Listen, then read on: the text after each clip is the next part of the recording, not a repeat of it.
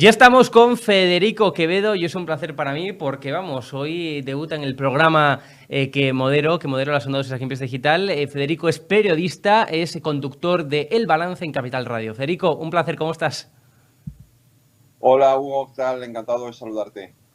Bueno, tenemos que hablar de ese viaje de Irene Montero y su pandilla a Estados Unidos. Un viaje, bueno, pues que parece que estaba dentro de la agenda institucional del Ministerio de Igualdad, pero justificación o legitimación no tiene demasiada, porque realmente es que no ha conseguido ni inversiones, no ha conseguido reuniones importantes en Estados Unidos, no ha conseguido nada. Y además los costos, los gastos de ese viaje, que se cifran en unos 200.000 euros en total, es decir, tanto el Falcon como los guardaespaldas, como el catering, como todo en general, Ujú. pues los cifran en unos 200.000 euros, pero el gobierno, por seguridad de Estado, no nos quiere decir cuánto cuesta esto en total, Federico.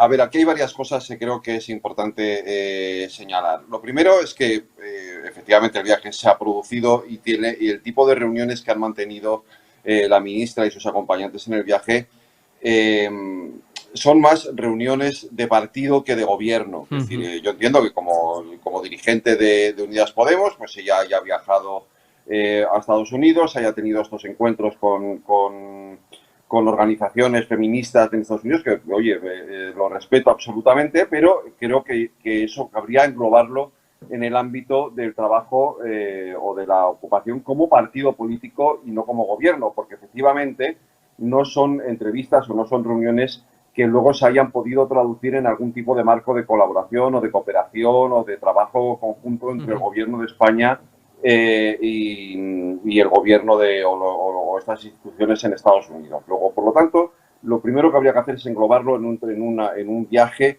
más de partido. En ese sentido, pues obviamente aquí hay una falta absoluta de transparencia y una total opacidad con respecto a la manera en la que se ha producido el viaje, quiénes son las acompañantes. Es decir, vemos en las fotos, por ejemplo, a Isabel Serra, que es la portavoz de Unidas Podemos, que obviamente pues no forma parte, no pertenece al gobierno de España, no es un alto cargo del gobierno de España y por lo tanto vuelvo otra vez al origen. Es decir, tiene mucho sentido el viaje como un viaje de partido, pero no como viaje de gobierno. Luego, lo primero que deberíamos conocer los españoles es cuánto ha costado este viaje, una mayor transparencia en torno al viaje y cuáles han sido los objetivos reales del mismo. Uh -huh. No lo vamos a saber, francamente. Es decir, ¿para qué nos Sí, vamos a tampoco, engañar? Es tampoco decir, lo no es creo. la primera vez que ocurren estas cosas y no se nos va a contar. Esto ha quedado ahí. Yo no sé si en la filtración del viaje pues también ha habido un poco de tensión o se puede marcar dentro de esa tensión que hay ahora mismo dentro del gobierno de coalición, que es decir, que una parte del gobierno pues haya tenido un especial interés en que se conociera este viaje pues para dañar la imagen de la ministra de Igualdad. Eso se dice en algunos mentideros políticos. Yo no sé si es así o no, pero podría ser, efectivamente. En cualquier caso, hay una absoluta opacidad en este viaje y nos falta muchísima información que el gobierno debería facilitarnos y yo confío en que las preguntas parlamentarias de los partidos de la oposición, pues el gobierno responda y nos aclare a qué se ha debido este viaje y cuánto nos ha costado. Efectivamente, pero claro, aquí también hay otra derivada, ¿no? Y que es la hipocresía, una vez más. Es decir, ¿cómo pueden ser que hace 2 años, no hace 5 décadas, no, hace 2 años, Irene Montero, el resto de Podemos decían en las tertulias que ellos, pues a diferencia de la élite, de la casta, ¿no? Pues iban en clase turista, en vuelos regulares, iban como el común de los mortales y que 2 años más tarde, incluso a día de hoy, incumpliendo el código ético de la propia unidad Podemos, pues fue en Falcon, es decir, antimilitaristas en un avión del ejército, ecologistas en un avión enorme que deja una huella de carbono brutal, anticasta Federico y usando los recursos del Estado, es decir, hay una hipocresía aquí absoluta que es lo que más se le está criticando en estos instantes a este. Y o sea, ya no es tanto el viaje, para que nos entendamos, sino la Uh hipocresía -huh. en la que han incurrido con todo lo que han predicado. Pero yo es que a estas alturas, ¿desde cuándo está Podemos en el gobierno? Desde hace 2 años, ya antes, desde que estaban en el Parlamento, en fin, esa hipocresía, esa incoherencia la venimos viendo, ¿no? Empezando que a mí me parece estupendo que cada uno se compre la casa que le dé la gana, ¿no?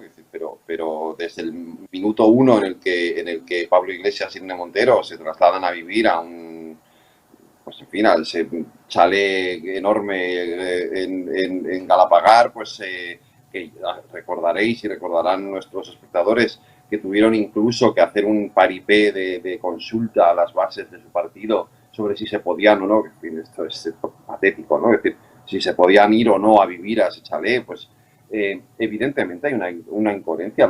Esto forma parte un poco también del desengaño que sufre buena parte del electorado con respecto a los partidos emergentes, ¿no? Porque no han servido de acicate para dar la vuelta a una serie de comportamientos que estábamos acostumbrados en el pasado. Sin embargo, sí que creo que los partidos, o al menos eso parece, ¿no? Los partidos mayoritarios, los partidos del bipartidismo sí han podido aprender un poco la lección, ¿no? De todo esto. Pero desde luego ni Podemos, ni Ciudadanos, tal y como están, ni todos estos partidos que en su día llamamos emergentes han respondido a las expectativas que de ellos esperaba, y en esta materia de la coherencia, desde luego muy poquito, ¿no?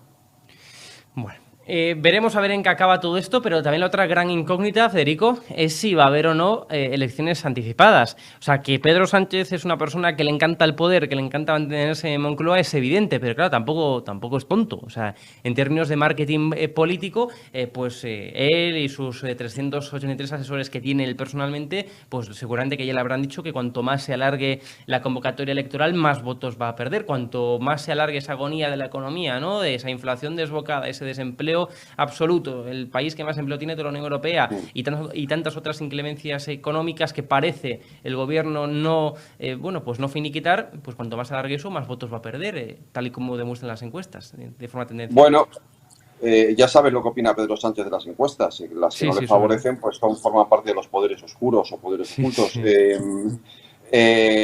No creo que adelante las elecciones. Va a aguantar hasta el final de la legislatura, entre otras cosas porque quiere aprovechar, igual que ha aprovechado o intentaba aprovechar o rentabilizar, que ha sido un éxito, sin duda, nadie lo pone en duda. La cumbre de la OTAN pues va a intentar rentabilizar también el semestre de presidencia española de la Unión Europea, que además, si me apuras, forma parte del manual de la estrategia política. Es decir, si tú, como presidente del gobierno y en tus horas más bajas, tienes la oportunidad de poder aprovechar una circunstancia como esa, pues lo lógico o lo razonable es que... Otra cosa es el interés del país, ¿eh? Yo hablo desde un punto de vista de estrategia política, no hablo desde un punto de vista de interés general. Desde el punto de vista de la estrategia política, lo suyo es que intente aprovechar esa circunstancia. El interés general es otra cosa. Obviamente el interés general ahora mismo sería tener un gobierno que fuera capaz de hacer frente a una situación como la que estamos viviendo, de incertidumbre económica, que el propio gobierno empieza a reconocerlo de la manera que lo hace, pero hemos escuchado estos días a la ministra Calviño hablar ya de esos trimestres complicados que vienen por delante, etcétera, etcétera. Pero el gobierno no va a hacer nada, va a seguir anclado en los parches, en medidas coyunturales, en bonos, en bonificaciones, en subvenciones, pero no va a tomar medidas contundentes de ahorro de impuestos, de rebajas impositivas a las familias, de reformas estructurales, que sería lo que tendría que hacer en este momento. No lo va a hacer, pero va a seguir aguantando y estirando la legislatura hasta el final. Yo también lo creo, la verdad. Pero lo que es más que evidente, y para concluir hablando de economía, es que todas las panaceas que nos vendió, la isla energética, la bonificación de 20 céntimos, la reformita de la reforma laboral, recordemos, y todas estas panaceas, ¿no? Estas soluciones mágicas que nos vendió el gobierno, es que literalmente ninguna ha funcionado. O sea, o al contrario, más bien, por ejemplo, con la isla energética, pues consiguió que los precios de la factura de luz subiesen todavía más. Es que es un absurdo.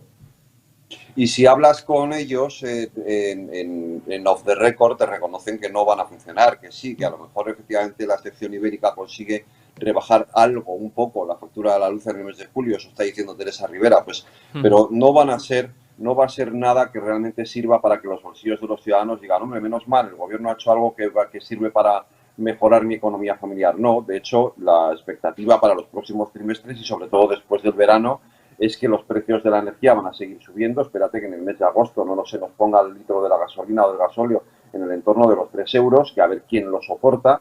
Y desde luego a partir de septiembre los precios de la energía, de la luz, van a seguir creciendo. El riesgo real, es que claro, esto es tremendo. O sea, el riesgo real, porque está ahí, de que los cortes de suministro nos afecten en otoño, de que empecemos a ver racionamiento en el suministro energético, el gobierno, Pedro Sánchez más o menos lo ha dejado caer, claro, con el eufemismo del ahorro, pero es que eso está ahí, es que eso va a venir en el otoño. Y yo no sé hasta qué punto las familias españolas van a ser capaces de aguantar esta situación.